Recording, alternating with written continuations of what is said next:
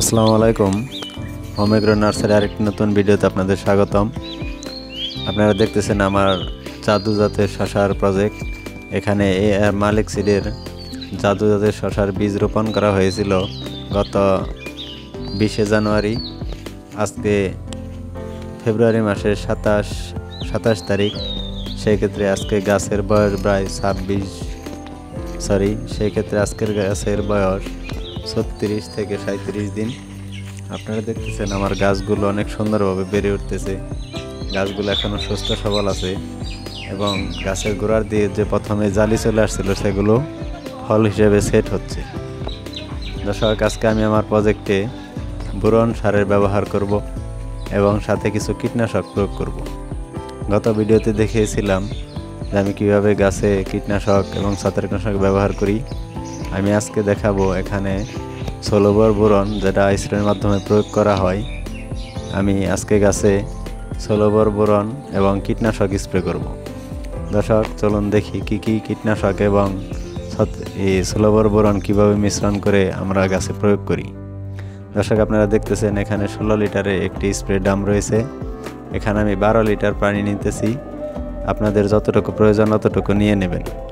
এখানে ষোলোবর boron ACI কোম্পানির, এটা বাম্পার ষোলোবর বোরন। এই বাম্পার ষোলোবর বোরনটি প্রতি লিটারে আমি 2 গ্রাম হারে ব্যবহার করব। 12 লিটারে 24-25 গ্রাম ব্যবহার করব। আর এখানে রয়েছে সিনজেন্টা কোম্পানির সবিক্রন। আপনারা দেখতেছেন এটি একটি কীটনাশক। এই সবিক্রন এখানে লিটারে 1.5 থেকে 2 ml হারে ব্যবহার করতে পারেন। এবং মাকড়ের জন্য আমি এখানে ইমিডাক্লোরপিড গ্রুপের বায়ারের কনফিডার ব্যবহার করব। এটি 10 লিটার পানিতে 2 গ্রাম ব্যবহার করা হয়। আমি 12 লিটার পানিতে ব্যবহার করব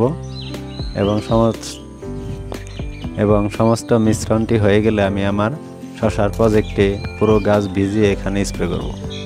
দর্শক, আপনারা যদি এখানে ফল ছিদ্রকারী পোকা এবং থ্রিপস, যেগুলো মাছি পোকা রয়েছে, এগুলো দমনের জন্য আমি এখানে সিনজেন্টার সবিক্রন ব্যবহার করিতেছি। এবং মাকড়ের জন্য, মাকড় যদি পাতা নিচে থেকে রস চুষে খায় তাহলে শশা গাছের পাতা কুঁকড়ে যায়। এ কারণে আমি এখানে বায়ারের কনফিডার ব্যবহার করব। এই কনফিডার ইমিডাক্লোরপিড গ্রুপের, এটি ভালো কাজ করে থাকে এবং আমার ফল যাতে বাঁকাতেরা না হয়, গাছের বোরনের ঘাটতি পূরণের জন্য আমি এখানে ষোলোবর বোরন ACI কোম্পানির, এটি লিটারে 2 গ্রাম হারে ব্যবহার করব। দর্শক, আপনারা দেখতেছেন যে আমার শশার প্রজেক্টে যে শশা সেট হয়ে যাচ্ছে। এভাবে প্রতিটা গাছেই প্রায় কিছু কিছু জালি সেট হয়ে গেছে।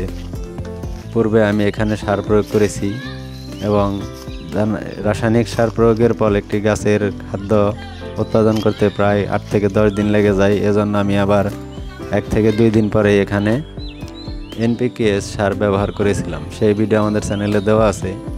আমার এই শশার প্রজেক্টে বীজ রোপণ থেকে শুরু করে আজকে ফেব্রুয়ারি মাসের 27 তারিখ পর্যন্ত যত পরিচর্যা করা হয়েছে, সমস্ত পরিচর্যার ভিডিও আমার চ্যানেলে দেওয়া আছে। আপনারা প্রয়োজন হলে দেখে আসতে পারেন।